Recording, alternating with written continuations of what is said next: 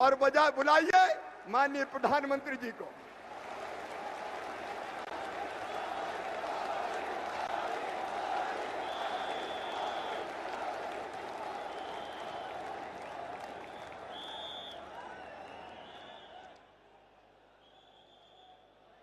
हर हर महादेव।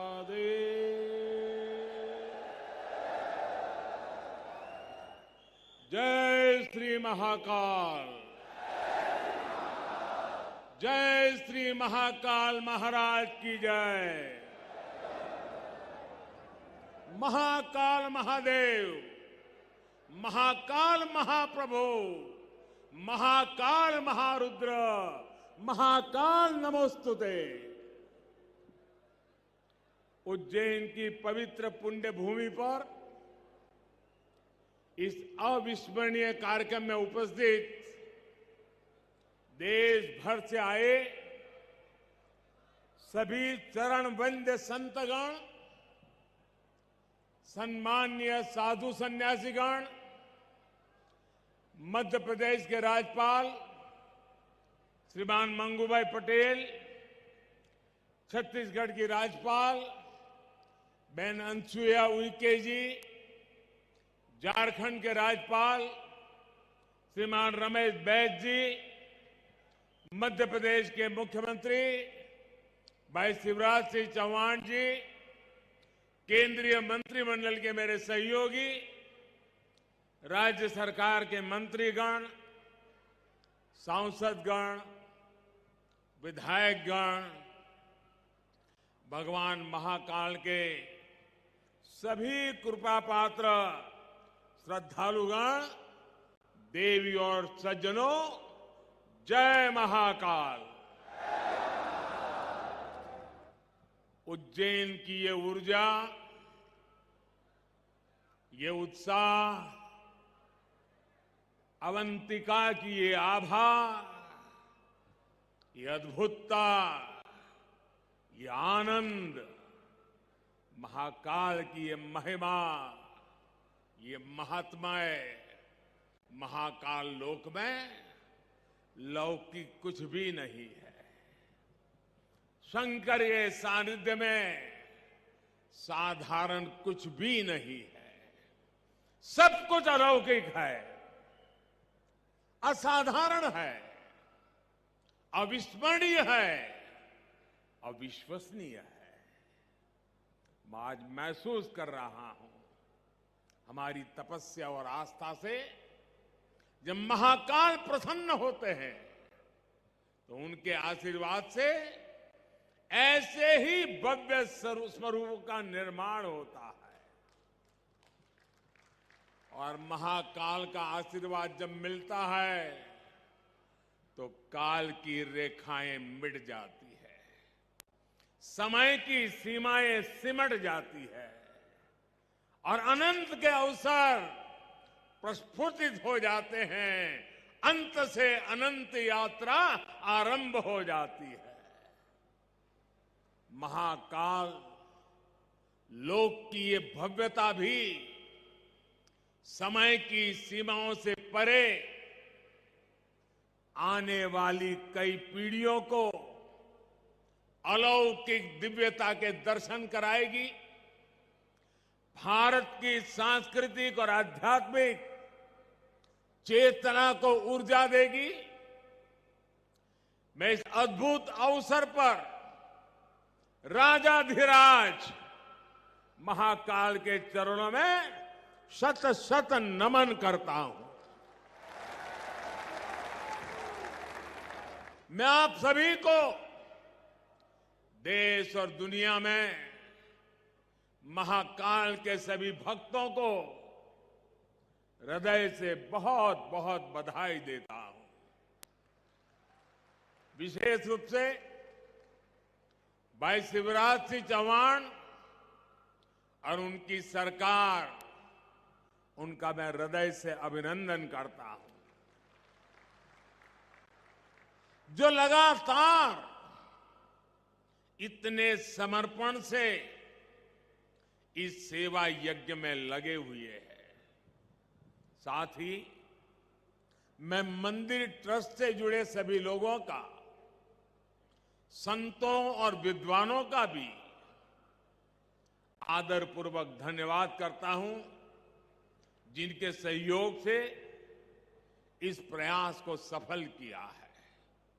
साथियों, महाकाल की नगरी उज्जैन के बारे में हमारे यहां कहा गया है, प्रलयो न बाधते, प्रलयो न बाधते तत्र महाकालपुरी, अर्थात महाकाल की नगरी प्रलय के प्रहार से भी मुक्त है। हजारों वर्ष पूर्व जब भारत का भौगोलिक स्वरूप आज से अलग रहा होगा, तब से ये माना जाता रहा है कि उज्जैन भारत के केंद्र में है। एक तरह से ज्योतिषीय गणनाओं में उज्जैन न केवल भारत का केंद्र रहा है, बल्कि ये भारत की आत्मा का भी केंद्र रहा है।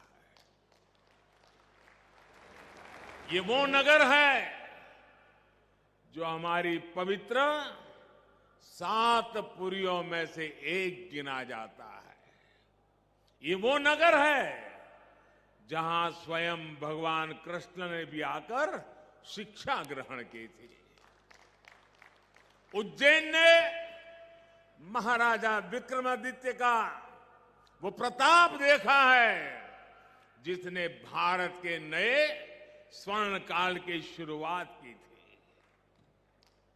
महाकाल की इस धरती से विक्रम संवत के रूप में भारतीय काल गणना का एक नया अध्याय शुरू हुआ था।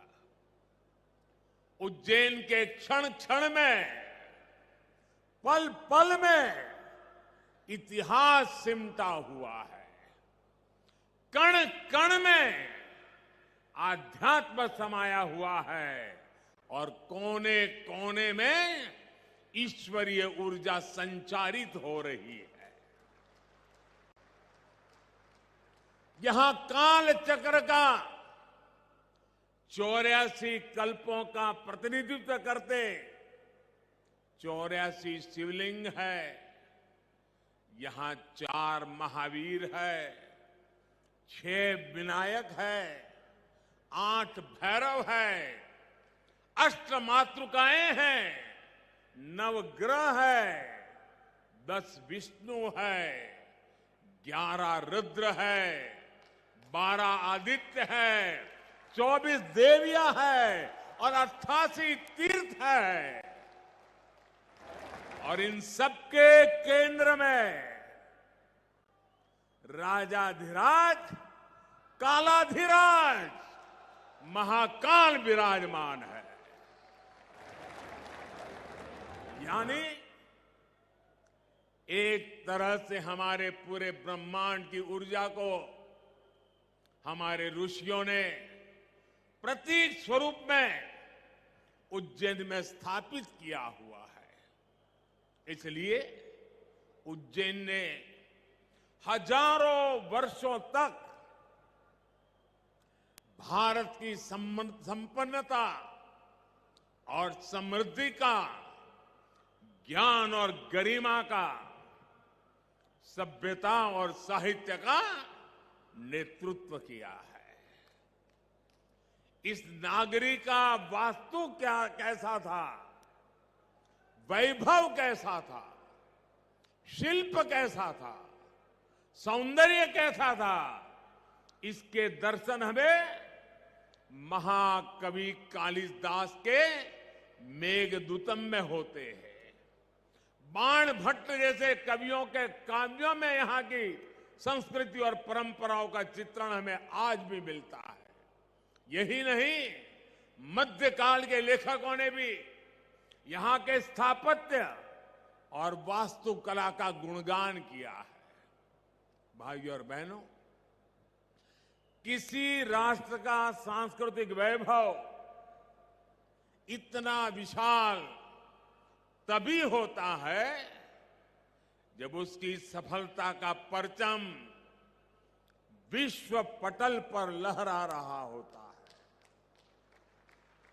और सफलता के शिखर तक पहुंचने के लिए भी ये जरूरी है कि राष्ट्र अपने सांस्कृतिक उत्कर्ष को छुए, अपनी पहचान के साथ गौरव से सर उठा करके खड़ा हो जाए। इसलिए आजादी के अमृत काल में भारत ने गुलामी की मानसिकता से मुक्ति और अपनी विरासत पर गर्व जैसे पंच प्राण का आह्वान किया है। इसलिए आज अयोध्या में भव्य राम मंदिर का निर्माण पूरी गति से हो रहा है। काशी में विश्वनाथ धाम भारत की सांस्कृतिक राजनीति का गौरव, राजधानी का गौरव बढ़ा रहा है। सोमनाथ में विकास के कार्य नए कीर्तिमान स्थापित कर रहे हैं। उत्तराखंड में बाबा केदार के आशीर्वाद से केदारनाथ, बद्रीनाथ तीर्थ क्षेत्र में विकास के नए अध्याय लिखे जा रहे हैं। आजादी के बाद पहली बार 4 धाम प्रोजेक्ट के जरिए हमारे चारों धाम ऑल वेदर रोड से जुड़ने जा रहे हैं। इतना ही नहीं, आजादी के बाद पहली बार करतारपुर साहिब कॉरिडोर खुला है, हेमकुंड साहिब रोपवे से जुड़ने जा रहा है। इसी तरह स्वदेश दर्शन और प्रसाद योजना से देश भर में हमारी आध्यात्मिक चेतना के ऐसे कितने ही केंद्रों का गौरव पुनः स्थापित हो रहा है। और अब इसी कड़ी में ये भव्य, अति भव्य महाकाल लोक भी अतीत के गौरव के साथ भविष्य के स्वागत के लिए तैयार हो चुका है। आज जब हम उत्तर से दक्षिण तक, पूरब से पश्चिम तक अपने प्राचीन मंदिरों को देखते हैं तो उनकी विशालता, उनका वास्तु हमें आश्चर्य से भर देता है। कोणार्क का सूर्य मंदिर हो या महाराष्ट्र में एलोरा का कैलाश मंदिर, ये विश्व में किसे विस्मित नहीं कर देते। कोणार्क सूर्य मंदिर के तरह ही गुजरात का मोढेरा सूर्य मंदिर भी है, जहां सूर्य की प्रथम किरणें सीधे गर्भगृह तक प्रवेश करती है। इसी तरह तमिलनाडु के तंजौर में राजा राजचोल द्वारा बनाया गया ब्रह्मदेवेश्वर मंदिर है। कांचीपुरम में वरदराजा पेरुमल मंदिर है। रामेश्वरम में रामनाथ स्वामी मंदिर है। बेलूर का चन्नकेशवा मंदिर है। मदुराई का मीनाक्षी मंदिर है। तेलंगाना का रामप्पा मंदिर है। श्रीनगर में शंकराचार्य मंदिर है। ऐसे कितने ही मंदिर हैं। वो बेजोड़ है, कल्पनातीत है, न भूतो न भविष्यति के जीवंत उदाहरण है। जब हम इन्हें देखते हैं तब सोचने को मजबूर हो जाते हैं, उस दौर में, उस युग में किस तकनीक से इन निर्माण हुए होंगे। हमारे सारे प्रश्नों के उत्तर हमें भले ही न मिलते हो, लेकिन इन मंदिरों के आध्यात्मिक सांस्कृतिक संदेश हमें उतनी ही स्पष्टता से आज भी सुनाई देते हैं। जब पीढ़ियां इस विरासत को देखती हैं, उसके संदेशों को सुनती हैं, तो एक सभ्यता के रूप में ये हमारी निरंतरता और अमरता का जरिया बन जाता है। महाकाल लोक में ये परंपरा उतने ही प्रभावी ढंग से कला और शिल्प के द्वारा उकेरी गई है। ये पूरा मंदिर प्रांगण शिव पुराण की कथाओं के आधार पर तैयार किया गया है। आप यहां आएंगे तो महाकाल के दर्शन के साथ ही आपको महाकाल की महिमा और महत्व के भी दर्शन होंगे। पंचमुखी शिव, उनके डमरू, सर्प, त्रिशूल, अर्धचंद्र और सप्तऋषि, इनके भी उतने ही भव्य स्वरूप यहां स्थापित किए गए हैं। ये वास्तु, इसमें ज्ञान का ये समावेश, ये महाकाल लोक को उसके प्राचीन गौरव से जोड़ देता है, उसकी सार्थकता को और भी बढ़ा देता है। भाइयों और बहनों, हमारे शास्त्रों में एक वाक्य है, शिवम ज्ञानम, शिवम ज्ञानम।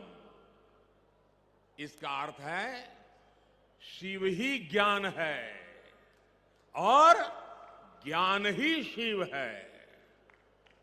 शिव के दर्शन में ही ब्रह्मांड का सर्वोच्च दर्शन है और दर्शन ही शिव का दर्शन है।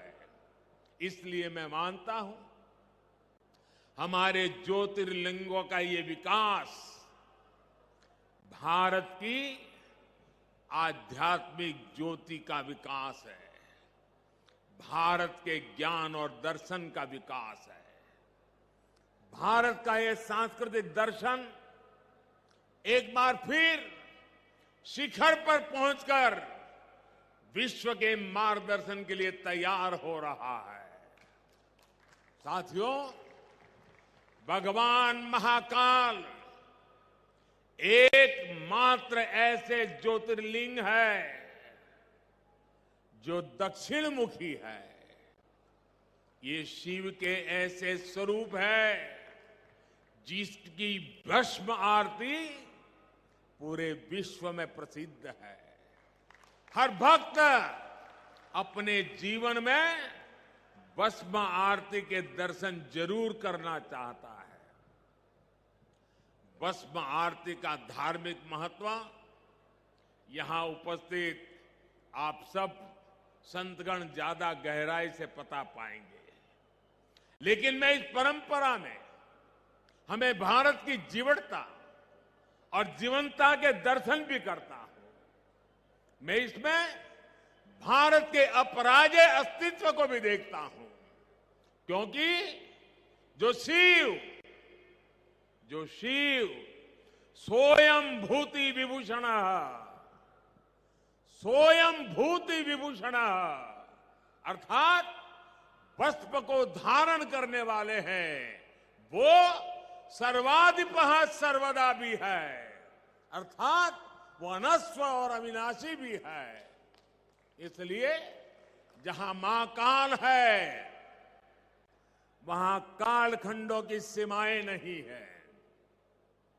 महाकाल की शरण में विश्व में भी स्पंदन होता है।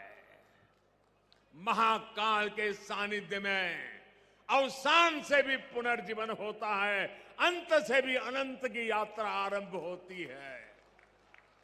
यही हमारी सभ्यता का वो आध्यात्मिक आत्मविश्वास है जिसके सामर्थ्य से भारत हजारों वर्षों से अमर बना हुआ है, अजरा अमर बना हुआ है। अब तक हमारी आस्था के केंद्र जागृत है, भारत की चेतना जागृत है, भारत की आत्मा जागृत है। अतीत में हमने देखा है, प्रयास हुए, परिस्थितियां पलटी, सत्ताएं बदली, भारत का शोषण भी हुआ, आजादी भी गई। इल्तुतमिश जैसे आक्रमणकारियों ने उज्जैन की ऊर्जा को भी नष्ट करने के प्रयास किए, लेकिन हमारे ऋषियों ने कहा है, चंद्रशेखरम आश्रय, चंद्रशेखरम आश्रय मम किम करिष्यति व्ययम। अर्थात महाकाल शिव की शरण में, अरे मृत्यु भी हमारा क्या कर लेगा। और इसलिए भारत अपनी आस्था के इन प्रामाणिक केंद्रों की ऊर्जा से फिर पुनर्जीवित हो उठा, फिर उठ खड़ा हुआ। हमने फिर अपने अमरत्व की वैसी ही विश्वव्यापी घोषणा कर दी। भारत ने फिर महाकाल के आशीष से काल के कपाल पर कालातीत अस्तित्व का शिलालेख लिख दिया। आज एक बार फिर आजादी के इस अमृत काल में अमर अवंतिका भारत के सांस्कृतिक अमरत्व की घोषणा कर रही है। उज्जैन जो हजारों वर्षों से भारतीय काल गणना का केंद्र बिंदु रहा है, वो आज एक बार फिर भारत की भव्यता के एक नए कालखंड का उद्घोष कर रहा है। साथियों, भारत के लिए धर्म का अर्थ है हमारे कर्तव्यों का सामूहिक संकल्प। हमारे संकल्पों का ध्येय है विश्व का कल्याण, मानव मात्र की सेवा। हम शिव की आराधना भी कहते हैं, नमामि विश्वस्य हिते रतम एतम, नमामि विश्वस्य हिते रतम तम, नमामि रूपाणी बहुनी दत्ते। अर्थात हम उन विश्वपति भगवान शिव को नमन करते हैं जो अनेक रूपों से पूरे विश्व के हितों में लगे हैं। यही भावना हमेशा भारत के तीर्थों, मंदिरों, मठों और आस्था केंद्रों की भी रही है।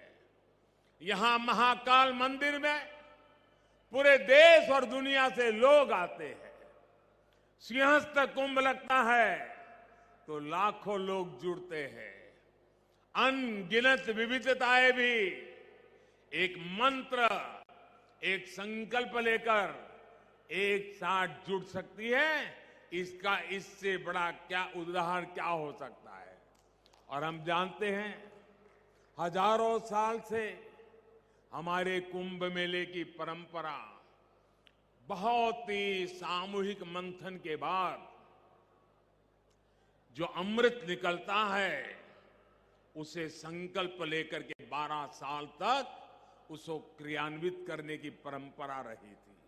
फिर 12 साल के बाद जब कुंभ होता था, फिर एक बार अमृत मंथन होता था, फिर संकल्प लिया जाता था, फिर 12 साल के लिए चल पड़ते हैं। पिछले यहां कुंभ के मेले में मुझे आने का सौभाग्य मिला था। महाकाल का बुलावा आया और ये बेटा आए बिना कैसे रह सकता है। और उस समय कुंभ की हजारों साल की पुरानी परंपरा, उस समय जो मन मस्तिष्क में मंथन चल रहा था, जो विचार प्रवाह बह रहा था, मां क्षिप्रा के तट पे अनेक विचारों से मैं घिरा हुआ था और उसी में से मन कर गया। कुछ शब्द चल पड़े, पता नहीं कहां से आए, कैसे आए, और जो भाव पैदा हुआ था वो संकल्प बन गया। आज वो सृष्टि के रूप में नजर आ रहा है। दोस्तों, मैं ऐसे साथियों को बधाई देता हूं कि जिन्होंने उस समय के उस भाव को आज चरितार्थ करके दिखाया है। सबके मन में शिव और शिवत्व के लिए समर्पण, सबके मन में क्षिप्रा के लिए श्रद्धा, जीव और प्रकृति के लिए संवेदनशीलता, और इतना बड़ा समागम विश्व के हित के लिए, विश्व की भलाई के लिए कितनी प्रेरणा यहां निकल सकती है। भाइयों और बहनों, हमारे इन तीर्थों ने सदियों से राष्ट्र को संदेश भी दिए हैं और सामर्थ्य भी दिया है। काशी जैसे हमारे केंद्र धर्म के साथ साथ ज्ञान, दर्शन और कला की राजधानी भी रहे। उज्जैन जैसे हमारे स्थान खगोल विज्ञान, एस्ट्रोनॉमी से जुड़े शोधों के शीर्ष केंद्र रहे हैं। आज नया भारत जब अपने प्राचीन मूल्यों के साथ आगे बढ़ रहा है, तो आस्था के साथ साथ विज्ञान और शोध की परंपराओं को भी पुनर्जीवित कर रहा है। आज हम एस्ट्रोनॉमी के क्षेत्र में दुनिया की बड़ी ताकतों के बराबर खड़े हो रहे हैं। आज भारत दूसरे देशों की सैटेलाइट भी स्पेस में लॉन्च कर रहा है। मिशन चंद्रयान और मिशन गगनयान जैसे अभियानों के जरिए भारत आकाश की वो छलांग लगाने के लिए तैयार है जो हमें एक नई ऊंचाई देगी। आज रक्षा के क्षेत्र में भारत पूरी ताकत से आत्मनिर्भरता की ओर आगे बढ़ रहा है। इसी तरह आज हमारे युवा स्किल हो, स्पोर्ट्स हो, स्पोर्ट्स में भी स्टार्टअप, एक एक चीज नई, नए स्टार्टअप के साथ, नए यूनिकॉर्न के साथ हर क्षेत्र में भारत की प्रतिभा का डंका बजा रहे हैं। और भाइयों बहनों, हमें भी याद रखना है, ये न भूले, जहां इनोवेशन है वहीं पर रिनोवेशन भी है। हमने गुलामी के कालखंड में जो खोया, आज भारत उसे रिनोवेट कर रहा है। अपने गौरव की, अपने वैभव की पुनर्स्थापना हो रही है और इसका लाभ सिर्फ भारत के लोगों को नहीं, विश्वास रखिए साथियों, महाकाल के चरणों में बैठे हैं, विश्वास से भर जाइए। और मैं विश्वास से कहता हूं, इसका लाभ पूरे विश्व को मिलेगा, पूरी मानवता को मिलेगा। महाकाल के आशीर्वाद से भारत की भव्यता पूरे विश्व के विकास के लिए नई संभावनाओं को जन्म देगी। भारत की दिव्यता पूरे विश्व के लिए शांति के मार्ग प्रशस्त करेगी। इसी विश्वास के साथ भगवान महाकाल के चरणों में मैं एक बार फिर सर झुका करके प्रणाम करता हूं।